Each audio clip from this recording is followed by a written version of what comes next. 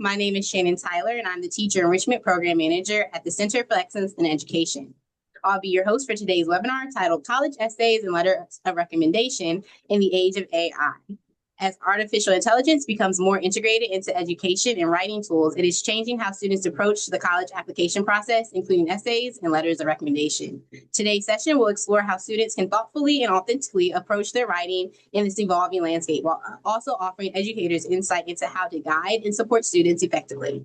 We're excited to have an expert with us who will help us think critically about authenticity, voice, and best practices in the application process. With that, let's go ahead and get started. Before we begin, I'd like to briefly introduce the Center for Excellence in Education, or CEE. CEE is a nonprofit organization founded in 1983 with the mission of helping students develop the knowledge, skills, and confidence to pursue excellence in STEM and become leaders in their fields. We provide cost-free programs for students and educators that emphasize advanced learning, research experiences, and meaningful engagement with experts and mentors across STEM disciplines. A key part of our mission is also supporting educators and helping students build strong academic foundations, critical thinking skills, and readiness for future opportunities in college and beyond. I'll now share a bit about our programs on the next slides. So I'll start with the Research Science Institute, or RSI.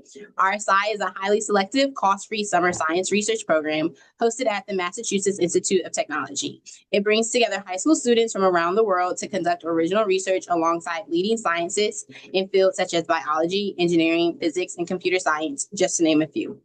Through RSI, students experience the full research process, from reading scientific literature and designing experiments to analyzing data and presenting findings. Next, we have the USA Bio Olympiad. The USA Biology Olympiad, or USABO, is the nation's premier biology competition for high school students. It challenges students to deepen their understanding of biology through rigorous exams, with top performers advancing to the national training and international competition. Together, both of these programs provide students with opportunities to challenge themselves academically, explore their interest in STEM, and engage with a global community of peers. We also offer the Teacher Enrichment Program, or TEP, in STEM Lyceums, the two programs beginning this webinar to you all today. The Teacher Enrichment Program provides professional learning opportunities for educators, focusing on advanced STEM content, instructional strategies, and ways to bring authentic real-world learning experiences into the classroom. Through webinars and other resources, TEP supports teachers in guiding students to think critically, engage deeply with content, and prepare for future academic and career pathways. Last but not least, we have STEM Lyceums, which is a virtual program designed for high school students that connects them with professionals across a wide range of STEM fields. These sessions give students the opportunity to hear directly from experts, ask questions, and explore different career pathways and experiences in STEM. Together, these programs help strengthen the connection between classroom learning, educator support, and real-world STEM exploration. Before I introduce our speaker for the day, I'd like to go over a few quick Zoom norms. We encourage you to take notes throughout the session and to submit questions as they come to mind using the QA function or the chat. You do not need to wait until the end to submit them. We will save time at the end of the webinar to address as many questions as possible. And also, a recording of today's session will be shared with all registrants, so you can revisit the discussion or share it with others if helpful. And with that, I am pleased to introduce today's speaker, Dr. Amy Barr Mlinar. Dr. Barr Mlinar is a planetary scientist and academic leader whose work bridges space science and transformative education. She earned her Ph.D. in Astrophysics from the University of Colorado Boulder and her BS in Planetary Science from the California Institute of Technology. She's currently a senior scientist at the Planetary Science Institute, where she contributes to NASA's Europa Clipper mission. She also serves as Director of Partnerships at Equitech Futures. Her research focuses on planetary geophysics and computational fluid dynamics, and she has had faculty and research positions at Brown University, Washington University in St. Louis, and the Southwest Research Institute, including a NASA Early Career Fellowship. Beyond research, she has played a major leadership role in STEM education, serving as Chief Academic Officer of the Summer Science Program, where she helped expand academic offerings and partnerships. She has also served on multiple national academies committees focusing on planetary science and space exploration priorities, and her work has been featured on PBS Nova and NPR Science Friday. We're excited to learn from her today, so please help me in welcoming Dr. Amy Barr Mlinar. Go ahead, Amy, whenever you're ready. Great. Thanks a lot, Shannon. It's really nice to be here, and thanks everybody for coming. I'm going to quickly bring up the slides. Okay. Is it going to go? There. Okay, thanks. Yeah, so I want to share with you guys some work that I'm doing as part of a company that my husband and I co-founded called the Young Talents Lab, which is designed to help young people develop critical thinking skills and work with schools and other educational organizations to bring critical thinking and STEM inquiry into their curriculum. So we're going to be talking about what to do with your college applications, whether to use AI, whether to not use AI, and all of the issues related to that. And I will answer all of the questions that you may have about that issue. So I do want to acknowledge that I did use ChatGPT 4 to help me prepare this presentation. It gave me some statistics and some help. And also because I needed to, of course, update, I also asked Claude some questions using the most recent version 4.6. Okay, so I know that there are people on this call who are wondering, like, well, what's going to be the point of this talk? So I'll just tell you the point of the talk right at the beginning. Okay, so ChatGPT and Claude and the other AI assistants that we interact with now every day in our daily lives are pieces of software that are designed to produce streams of text that sound like the bulk of human speech. Okay, and the problem with using an AI to write your college application for you or to write letters of recommendation for college applications is that the most important thing that you can put into a college application is what you bring as a student or as a teacher to the table that is not like what anyone else would bring. Okay, it's your unique personality, your unique life experiences, your experiences with that student. So it's going to be unlike anything that's been written or done by anyone else. Okay, and so that's why I know I understand the temptation to sit down in front of like Claude and crank out 200 letters of recommendation in one afternoon. And I'm telling you, please don't do it. Okay, you're going to end up doing a disservice to yourself and to your student. Same thing for people who may be tempted to use AI to write college essays. Okay, don't do it. That's the point of the talk. Don't do it. Okay, so I'll now explain to you why. Okay, so first we'll talk about like what AI is in its current form, and we'll talk a little bit about the math behind how it works. I can't really get into a huge amount of detail, but we'll skim along the surface. And then I want to talk a little bit about its limitations. I also want to share with you what admissions officers look for in college essays, because as part of my career in academia and then my career with the summer science program, I always have been involved in admissions work. So I sat on the undergraduate admissions committee at Caltech when I was a student there. I then sat on the SSP admissions committee for 23 or 24 years. I also did graduate admissions when I was a professor at Brown. And I'm currently also involved in the admissions process at Equitech Futures.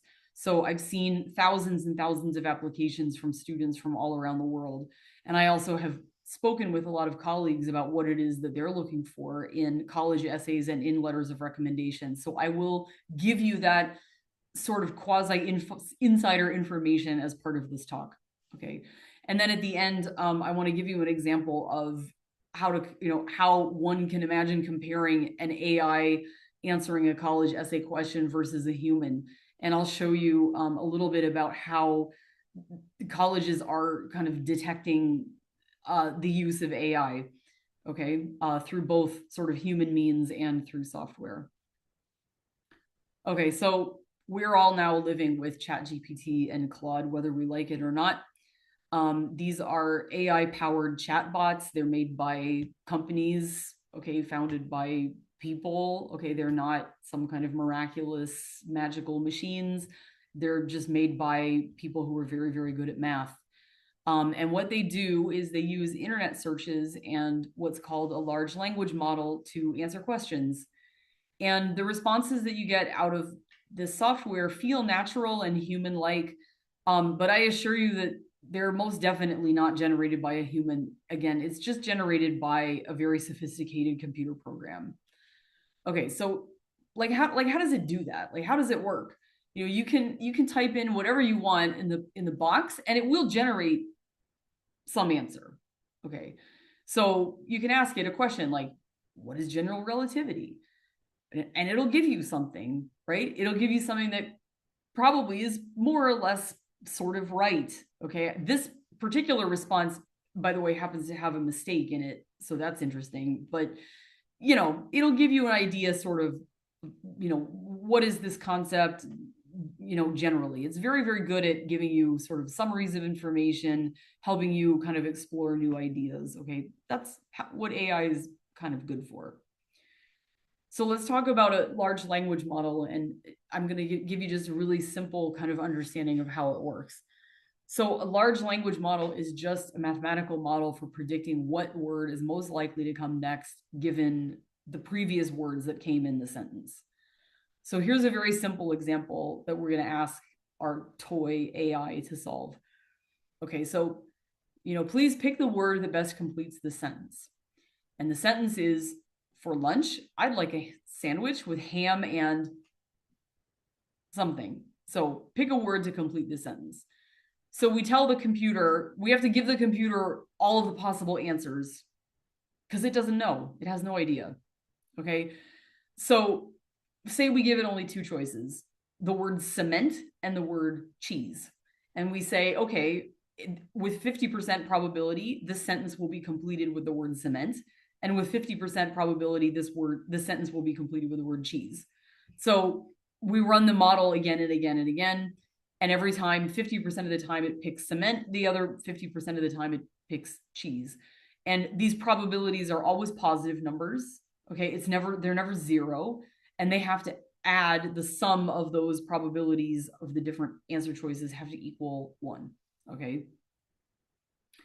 So obviously that's like a really lame model, like it's totally unrealistic. It's not very helpful.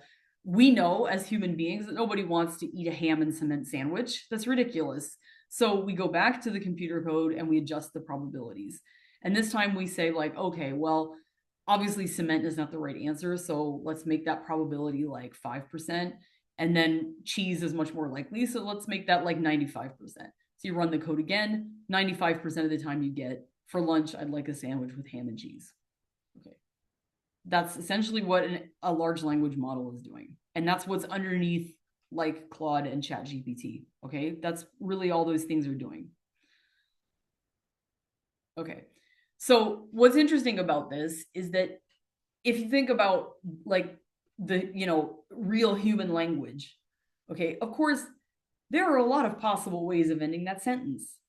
And what's interesting is that it's a large number of ways, but it's a finite number of ways, right? There's a finite number of words in any language, right? Obviously, ChatGPT, they all speak multiple languages, of course, right? So, but let's think for a moment just about English. It's a large number of answers, but it's a finite number of answers. Okay, so you can imagine you have a huge matrix with like all of the words in the English language, and you assign these probabilities. If I have this string of words in this order, what's the probability that it's completed by, one of the words in this table? So for lunch, I'd like a sandwich with ham and, maybe cheese, mayonnaise, mustard, ketchup. Okay, fine. But you also have to put in a probability for cement.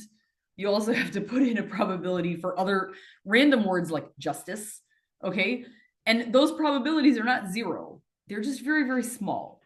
Okay. So an LLM at its heart is, again, this kind of word picker, but it's just many, many, many trillions of these probabilities, okay, called weights, okay?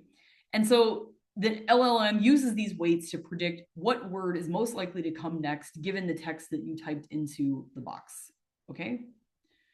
So to set the weights, right, you can imagine like, you initially have to give some numbers for all these weight parameters. And so they were just set initially to random values between 0 and 1.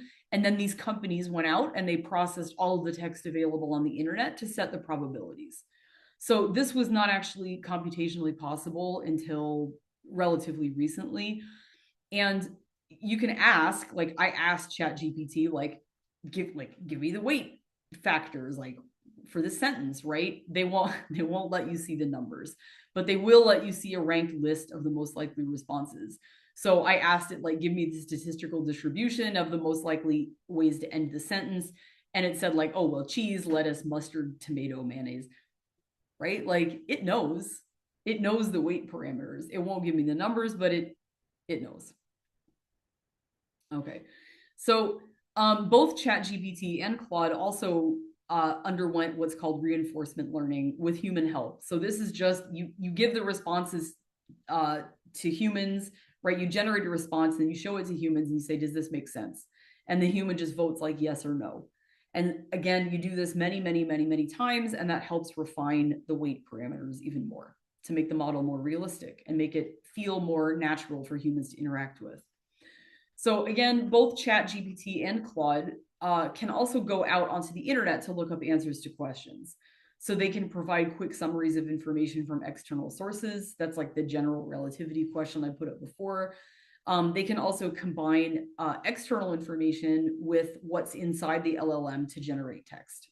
So you can ask it, scientific questions. You can ask it for, information. What's interesting is that if you ask it, for example, for like somebody's email address, it will confess to you that the training data that set the weight parameters in the LLM is old, meaning that the AI doesn't update the information always, based on, it's not like rereading the internet every day. So they only are rereading the internet like every few months. So it'll tell you like, oh yeah, like here's the value, but that's from 2025, maybe it's updated, you should double check. Okay. So LLMs, in addition to just writing sentences, okay, like the lame example that I showed before, they can do other things too. And one of the things that they can do decently well is write code, okay? So if you use an AI to write a code, it can be a very, very powerful way to try out an idea, to prototype a product. There are really interesting environments that you can use online for free or for relatively low cost, like Replit or Codex, that can help you, write a model, like a scientific model, or help you write, the user interface for a new product. And it does it really quick, and they're sort of okay. They're not bad. The other thing is that AIs also can make pictures. So an SVG file, which is one way of storing an image on a computer, is basically just a computer code that is displayed as a picture. So if you've played around with these online, you know that the pictures that are created by these AIs at this moment anyway are still really terrible. This is like one of my favorite examples. I asked it to make a diagram to show me how, like, what was the cause of the phases of the moon. And this is what ChatGPT came up with a year ago. I mean, it's like ridiculously bad. But if you can make pictures, you can make movies, right? Because a movie is just a series of pictures. And if you can calculate a Fourier transform of somebody's voice, you can synthesize a voice as well. And when you add together these kind of fake AI generated pictures with a fake AI generated voice, you get what we call AI slop, right? Which is an AI responding to a prompt from someone, making a video that has absolutely no basis in reality and looks like total garbage. And if you watch YouTube at all, you know that YouTube is now full of this kind of content. One thing that I'll tell you, if you haven't, I'm sure you guys know this and you see it, certainly teenagers do. Generative AI became available to the public in late 2023. So if you're on YouTube and you're watching something and it just feels slightly off, just check the date, because you could be watching something that's completely fake generated by AI. So this is bringing about what we are calling, or everybody is calling, or what I call, I guess, a credibility crisis. So AI is wrong like pretty much all the time. Like I asked it a bunch of questions in preparing this presentation, and like I got a lot of wrong information. Not just mistakes on the phases of the moon, but like earlier the date on the release of general relativity, that's also wrong. And there's an equation that I think I took out of the presentation that also was wrong. So, it makes mistakes a lot.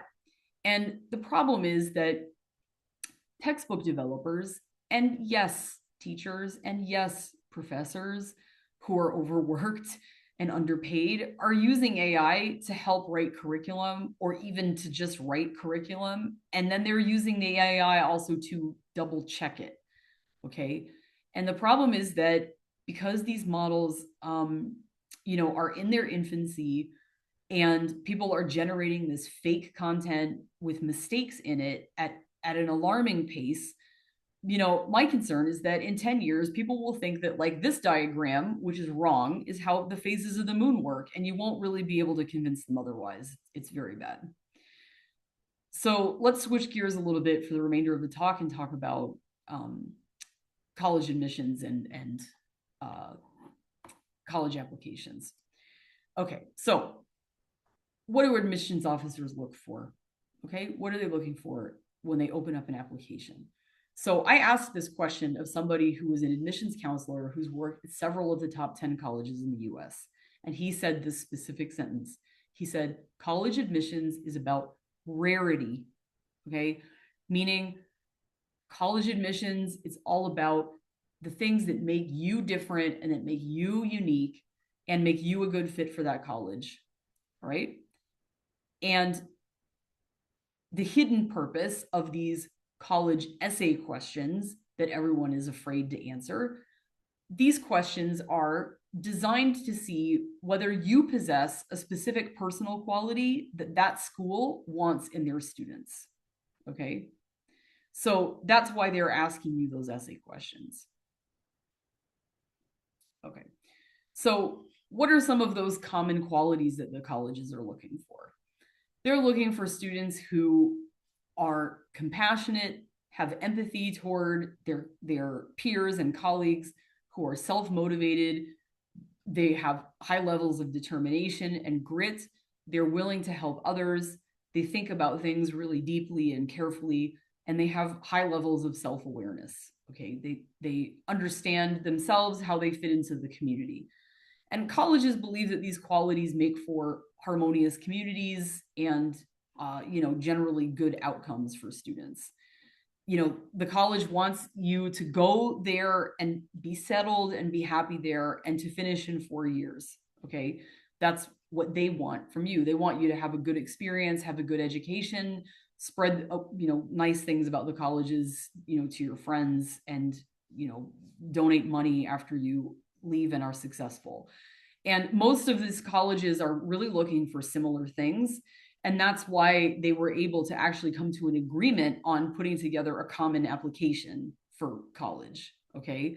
So what that means is that you need to be extra careful when you're writing essays for schools that don't use the common app, because it means that they're looking for something different. Okay, many schools obviously, have a supplement or they have extra questions, but like if you're writing an application for a school that doesn't use the common app, pay attention to that, because it means that they're looking for something different than what other colleges are looking at. Okay. So, this is just an example of a common app question from 2025. It may also be one of the ones used in 2026. They don't always change them every year. And it asks, the lessons that we take from obstacles we encounter can be fundamental to later success. Basically tell us a time when you faced a challenge. How did it affect you? So this is trying to get at like self-motivation, determination, grit, and self-awareness, right? You faced an obstacle, you understood that this was a problem, you were able to solve that problem yourself, you didn't give up on what you were trying to do. That's the kind of story that they want to hear in a response to a question like this. Okay. So I'm here to tell you that responses from 99% of the applicants who fill out the Common App will the responses to this question or any Common App question will sound identical. Okay. And that's really annoying. Now, what's interesting is that this business of getting identical responses, this was actually true before AI even existed. Okay, 25 years ago, or even longer than that, 25 years ago, when I was reviewing applications for Caltech, like most of the applications pretty much sounded the same. Okay. But the problem is that AI has only made that worse, because now you can imagine that every high schooler is writing about, how they overcame, a conflict, during a meeting of Key Club, for example. But now everybody's writing that essay, but then they're also putting it through Claude to polish the language. So basically they're ending up with like an identical essay to, what their friend wrote or what someone at another high school wrote, and they all sound the same. What colleges are looking for is the 1% of people and the 1% of essays that are authentic, specific, original, creative, different, unique. AI cannot do that because mathematically it is designed to write a block of text that sounds like what 99% of the human population would say. And that is not what you should be putting on a college application. You need for your voice and your unique experiences and talents to come out. Here's another way of thinking about it. It's a Venn diagram. It's a funky Venn diagram. Over here, we have an LLM and its trillions of weight parameters, okay? And then over here on the right, not overlapping with the LLM, is a little circle that represents what admissions officers care about, okay? And right in that little thing that the admissions officers care about is a little dot that represents you. They care about you. They don't care about what Claude or ChatGPT has to say about your life. They care about you and what you have to say about your life, okay? So how do you shine on a college application? You need to write an application that only you could have written. And I was once a teenager, so I know that feels weird, strange, awkward, terrifying, lame, stupid. Okay, I have one of my favorite, like a GIF from my favorite episode of SpongeBob, where SpongeBob decides to become normal and he smooths himself out and he loses all of his spots. That's what AI is going to do to your college application, okay? And at the end of the episode, SpongeBob says, "What you call dull, I call normal." Okay, don't be normal. Okay, that's boring. That's not what an admissions officer wants to read. So you need to write answers to those essay prompts that could not have been written by anyone else. You're the only person that could have written that. Nobody else has lived your life, okay?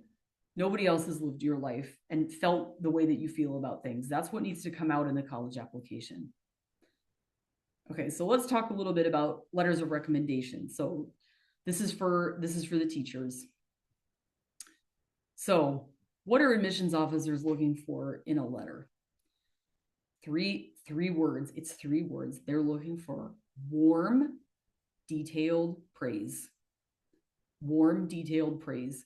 They're looking for a letter that could only have been written by you, the teacher, for that specific student. And I know, because I've done it, that is a heavy lift, logistically and emotionally, okay? I know it's bad. I know that it's bad. I really sympathize. So what I'm going to tell you, make the students do the work for you, okay? Don't just agree to write letters and then, lose your mind over Christmas break. Make the students do the work, okay? You have to tell them no letters unless the following are provided: a resume or a list of accomplishments, a list of the schools that they want to attend. They can't just show up with a list of like 20 schools without letting you know which ones they want to get into, okay? An unofficial transcript or a list of grades or a list of classes they've taken, because some colleges will ask, like, did this student take, the most rigorous math and science available? They ask questions like that. You need to know that. You don't want to have to look that up. And a list of the schools with the deadlines and links for submission. And all of this information needs to be provided to you like 6 weeks before the first deadline. And I know that universities keep pulling the deadlines back and back and back and back and back. It's, I'm joking about freaking out over Christmas break. It's not even over Christmas break anymore. It's like Halloween, right? The colleges keep asking for this information earlier and earlier. So the students, September 1st, they come back from vacation, they have to have all of this information ready. And students, for you guys on the call, you guys got to have this stuff ready by September of your senior year, okay? You can't be coming in on Thanksgiving and asking people to write you letters at the last minute. That's not okay. So all of this information has to come well in advance, all right? Make the students do the work. So letters of recommendation can be very formulaic, and this is a place where AI could actually help you, okay, which I'll talk about on the next slide, but let's just go over the formula, right? The beginning of the letter is like a short paragraph that like you introduce yourself and then you explain the purpose of the letter, right? To recommend Joe Bloggs for admission to Stanford University. Okay. And then you talk about how long have you known the student and how did you interact with them? How many classes did this person take with you? How much did you interact with them? Did they work as your TA? Like, did they do something particularly cool? Like, were they, I don't know, counselor to summer camp that you helped run? I don't know whatever, however you knew them. Okay. Then you give your assessment of the student. What parts of the student's ability can you evaluate? Right. So you can say, like, oh, he was in my class and I worked with him in class, but I can't really speak to, what he would be like in a research environment or something like that. That's fine. That's fine. You just want to be honest. And you want to cover both academic and personal qualities. So, if somebody is a very, very good student, you also want to talk about whether they were willing to help other people in the class, whether they were, a good citizen of the school, things like that. That's really important. Because the really high flying colleges will want to know, they're really going to want to assess people on both of those measures. And then finally, there's a closing paragraph. It can be short. That's just an emotional closing that summarizes what you said above. If you really, really like the student and you thought that they were, wonderful, phenomenal, brilliant, that's where you say that is at the end in the closing. Okay.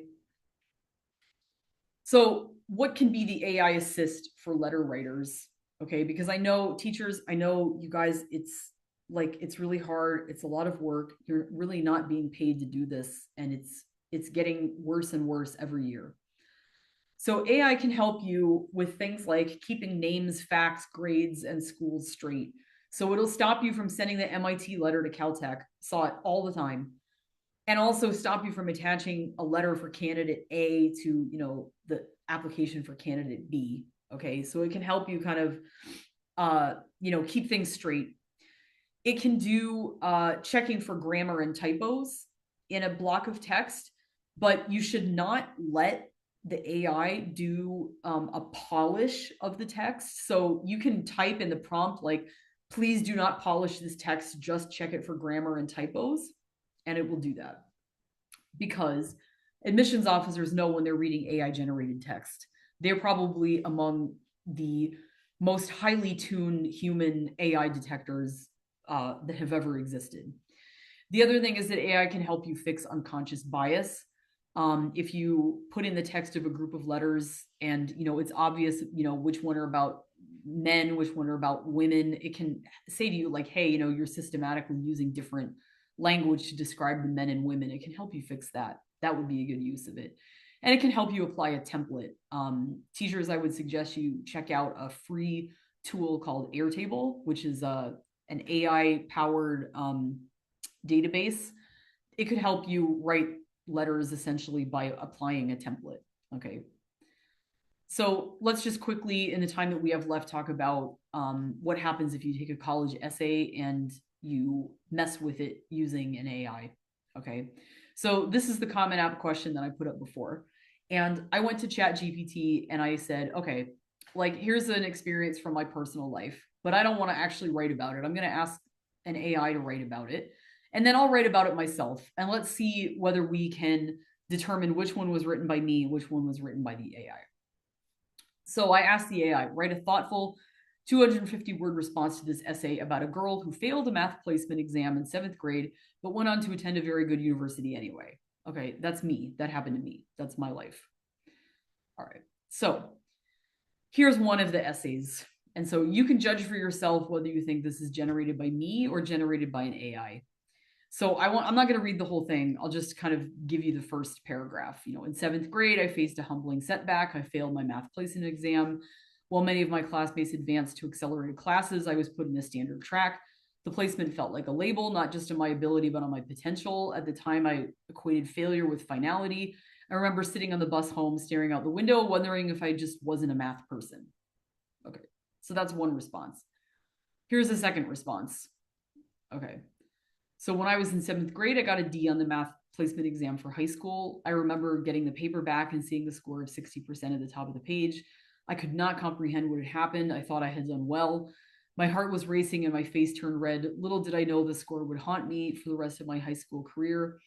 Permanently tracked into the lower level of math, AP calculus was out of reach, and no matter what I did to catch up, it was never enough. So stop and think for a second, which one do you think was the AI and which one do you think was actually me? Right.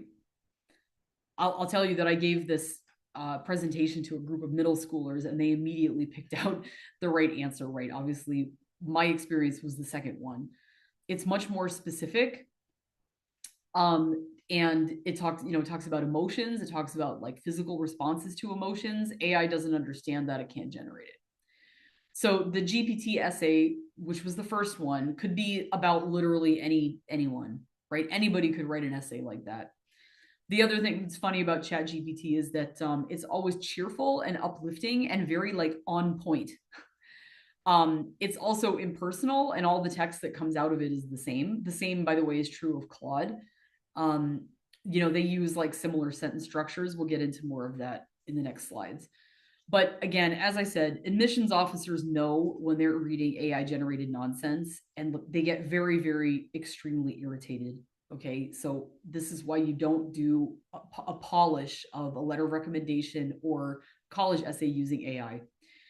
Also, many colleges are using AI detection software now. Again, you really don't want to take that risk. So you might ask yourself, like, well, how easy is it to detect whether a piece of text was written by an AI or not? And you can do it with Microsoft Excel. Okay, you don't need fancy detection software. So you can think like, well, what's, some of the most basic statistics that you can measure about a block of text? What about like words per sentence, right? So here's a comparison between me and ChatGPT on the essay from the Common App about setbacks. So I'm the orange and ChatGPT is the blue. So you can see the two distributions are really not similar. This isn't really very much data, but it is because I didn't have the time to make, a huge data set, but it is data. You can see that GPT is making an attempt to try to vary the sentence lengths, but the sentence length distribution is spiky. And for me, it's more Gaussian. Okay. The same thing is true for kind of the, average of many, many, many responses. Okay, so I did plug in an additional block, several blocks of text to try to get better statistics on this, and the distributions are still different.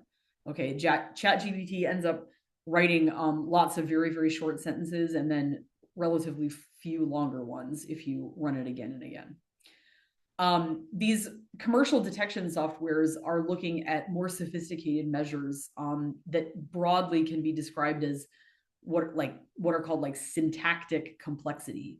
So they look at things like the mean sentence length, obviously, but they also look at like the clauses, number of clauses per sentence, whether you have like reflective clauses in the sentences or not. They also look at like the thoughtfulness of the text, like number of complex nominals per clause. One thing that I thought was cool because I'm a physicist is that commercial AI detection software also measures a quantity called perplexity, which turns out to be the entropy of a sentence. Okay, that's much more difficult to calculate. You have to have a fully trained LLM with all the weight parameters to calculate perplexity. But it's a cool thing. Like it's like everything comes back to physics in the end anyway. So you can actually ask ChatGPT or Claude to help you detect whether a passage of text looks like it's been generated by an AI or not. And yeah, that does mean that you can ask it to make a text that would fool an AI detection scheme. But I really would not recommend doing this, okay? You're going to spend all of your time sitting in front of, an AI trying to reverse engineer your prompt so that you can beat a commercial detection software. And it would just be faster to just like write the essay yourself, okay? And you're much more likely to be successful if you do that. Okay, so please don't do that. In my parting words, I just want to say the bottom line is college essays, don't write it with AI. Okay, please. You're shooting yourself in the foot. Okay, don't do it. Don't let AI polish your text. If you absolutely must use AI for whatever reason, use it to check for grammar and spelling. Do not let it edit your text for you. Okay, please. In writing letters of recommendation, I implore you, teachers, make the students do the work for you. Okay. For students, that you care a lot about, that you think very highly of, warm, detailed praise is what the colleges are looking for. You can use a rough template and you can drop in customization as need be. And AI can help you do that. It can be your assistant. Okay. So that's kind of a summary of what I wanted to talk about. I'm very, very happy to take questions on all of this. I just want to say at the end before we move to the Q&A, this summer I'm going to be teaching an AI for Science summer school. It's being hosted by Equitech Futures, which is one of the companies that I work with. It can be, you can apply for it and learn more about the school by going to futureshub.com. It's going to run from July 6th to July 31st of this summer, and we will take sophomores, juniors, and seniors in high school. We're running two groups. One is a college age group and one is a high school age group. So for the high school age group, we will accept people in this kind of age range, sort of 15 to 17, but we'll take 14-year-olds who are exceptional and advanced. The application deadline is on June 10th. And the tuition that's listed on the website is $3,000, but for people affiliated with the CEE, your tuition would be $2,000. And there's a referral code here, CEE 2026, that you can use to access that discount, okay? So if you want to come join myself and Abhilash Mishra, who's also a Caltech alum and Rhodes Scholar, online for the summer, like, we would love to have you. So that's it. Thanks very much. I'm going to stop the share and we can go to the Q&A. Thank you so much, Dr. Barr Mlinar, for that insightful presentation. We will now move into the Q&A portion of the webinar. If you haven't done so already, please feel free to submit your questions using the Q&A function or in the chat, and we'll welcome questions from both students and educators. We'll take as many questions as time allows, and we're able to get to your question live. We'll all follow up. So with that, let's go ahead and begin the discussion. I saw one question go in, and because you ended it with it, we'll go ahead and bring it up now. If you feel like, or if you can answer, what will be the curriculum for the course? Yeah, so we're going to talk about basically how to use AI to solve science problems. So this is for people who are tired of, using Claude and ChatGPT to solve their homework problems. Instead, we're going to teach you how to use Claude and ChatGPT to do science. So we're going to talk about things like solving partial differential equations, doing statistics, the extent to which AI can actually do authentic scientific discovery, or whether that still has to be done by human beings, and some of the ethics around that. Like, if you use an AI to, discover something in your research, like, how do you credit it? How do you determine whether it's correct? How do you determine the limitations of those conclusions? So that's kind of a rough outline. But you can go to Futures Hub And there's a link to apply to the program. And on that page, there's a like long detailed list of all of the stuff that we plan to talk about. Next, we have, I hear that AI gets a lot of science answers wrong. What is your experience? Okay. So I don't ask ChatGPT or Claude science questions, okay? Because I know that the answer is going to be wrong. So when I was writing this talk, I wanted to find the equation for perplexity of a group of text, okay? Because I didn't know. I was like, oh, that's kind of a funny term. Like, I've never heard of that. I was like, I wonder what the definition is. So I asked it, what's the definition of perplexity? It came up with an equation and it was very complicated looking. And I sat and looked at it for a minute and I was like, this doesn't make any sense. Like the symbols, it was like e to the, and then some big sum of, of probabilities. But then as it started to print out more terms in the equation, I realized that actually mathematically that equation didn't make sense.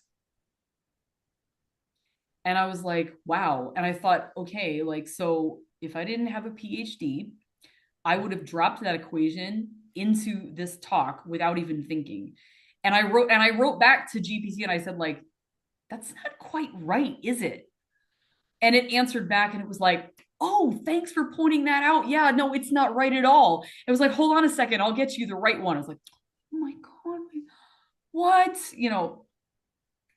Okay. So basically, every time I've asked it any kind of even basic scientific question, I asked it, what is general relativity? And it gave me an incorrect response for the year that general relativity was published.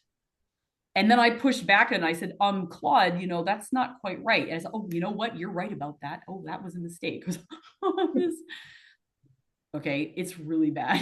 As bad as you think it is, it's worse. Okay, it's worse.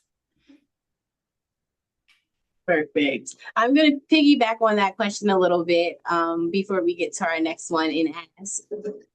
So you kind of answered it already in relation to college essays and stuff, but where do you think the line is between using AI as a helpful tool versus over relying on it? Well, I think that so if you are, I don't know, the gold standard that I've seen, not developed by me, this is not an idea of mine. People call it the AI sandwich. So the idea is like the foundation is your ideas, your thoughts, you're thinking about the direction something should go. Then AI helps you gather the information. It helps you maybe even with some drafting. And then at the end, you are reading the text and you're putting your spin on it. But I would say that that's not okay for college applications.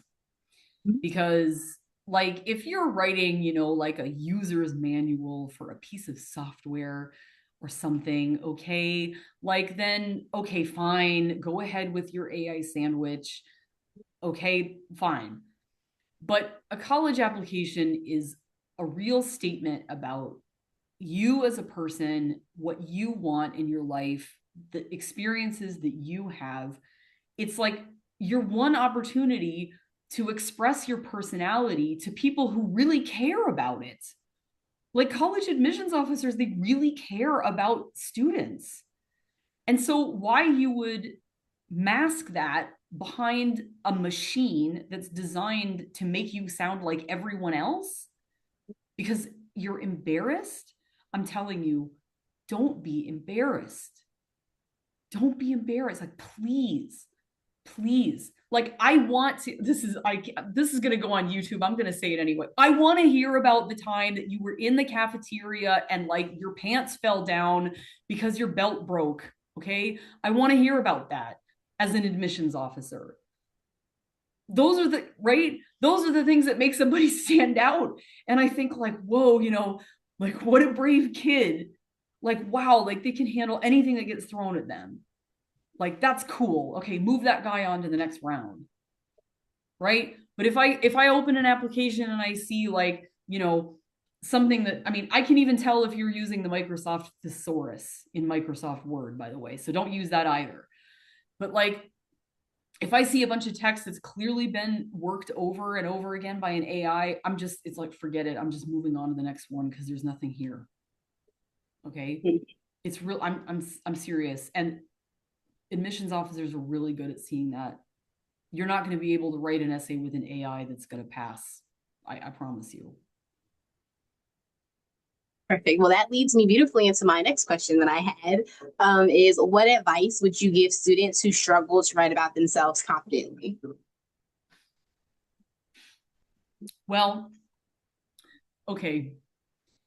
A couple of things. The first thing is that writing like and expressing yourself in written language is a skill that can be practiced the same way that you can practice any other skill. The best way that I know to practice that skill, this is something that comes from a book, a very, very good book called The Artist's Way by Julia Cameron.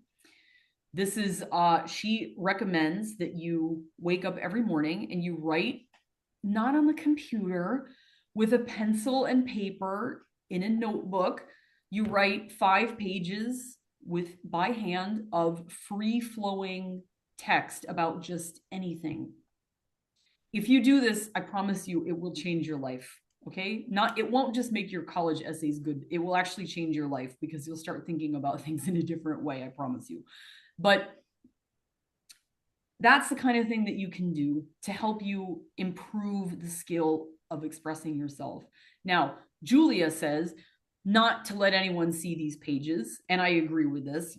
You don't even have to keep them yourself. You can throw them in a garbage can. You can put them in a sealed envelope. Okay, that's fine. That's perfectly fine. There's even a website, by the way, that you can go to and you can type in your text and then it'll delete the text for you. It's great. Okay, so there's lots of tools for this. But you need to practice writing. The other thing is to not be afraid. Okay, please don't be afraid. Like, your application's only going to be seen by like maybe 5 or 6 people. And all of these people are trained professionals. And like, I have to say, as a student member of a college admissions process, I read a lot of like crazy things that people wrote in their applications to Caltech. And then I went on to actually live down the hall from these people for 3 years, some of them. Okay. And like, I cannot tell you, I cannot remember what anyone wrote about on their application. I don't remember that. And I didn't remember it back then. It didn't matter because they got in, they got accepted, they became a member of my house, and I lived down the hall from them. Who cares what they said in their application? Okay. Please don't be embarrassed. And please don't worry about, your essay getting out. No, these applications are confidential and they're treated that way by the staff. And all of the staff that read them are very caring, sensitive people. The nicest people at any university are the admissions officers. I promise you. I promise. So please don't be afraid and practice writing. I love that. Sounds like, again, practice writing because students need to do more of that these days. And don't be afraid to be different. Be yourself. And that's good. Yeah. We had one more come in. Do you have a program for younger students, or is there a plan to offer a program for younger students? They have a daughter in 5th grade. Aha. Well, yeah, my husband and I are in the process of writing some textbooks for middle schoolers about math and physics. Well, it's going to hopefully cover all of STEM, and we're trying to integrate math curriculum, like math concepts, into STEM for sort of late primary, early middle schoolers. So what I would say is watch this space. So you can go to the Young Talents Lab website, which has a terrible address. It's like ytalentslab.org. Anyway, you can go there and check out what we're doing. You can also find us on Amazon. And so when we have our new book series coming out, you can buy it on Amazon from us. But yeah, if there's an audience for programs, books, and the like for younger kids, feel free to get in touch, drop me a message. Shannon has my contact information. Send me a message, like, let me know what you would like, because we're developing new things all the time. Let me know what would help your kid. Perfect. Thank you. I don't see any more questions coming in. We did get a few in the chat asking for links to registrations and things like that. I will send all of that out in the follow-up email, so you will have that. And then if there is any questions, just don't hesitate to reach out to me. And if Amy, if you're okay with it, I'm happy to share your information as well, just so the questions are coming directly to you. If they have. Sure. Yeah, absolutely. Absolutely. And I can also be reached on LinkedIn. I do have a distinctive last name. And so it's not hard to find me on LinkedIn. You can send me a direct message on LinkedIn as well. Perfect. That's great. So we'll go ahead and wrap up. Before we conclude, I'd like to extend our sincere thanks to our sponsors. Their generous support makes it possible for us to offer these cost-free webinars and programs to students and educators around the world. We're truly grateful for their commitment to advancing STEM education and helping create opportunities like this for our community. Last but not least, thank you all for joining us today and for being such an engaged audience. We appreciate the time and participation throughout the webinar. A special thank you again to Dr. Barr Mlinar for sharing her insights and expertise with us. We are grateful for your thoughtful presentation. Yes, and then as well, you can use the QR code on the screen. Your feedback is very important to us and helps us continue to improve future webinars and better serve both students and educators. Thank you again, and we hope to see you at future events.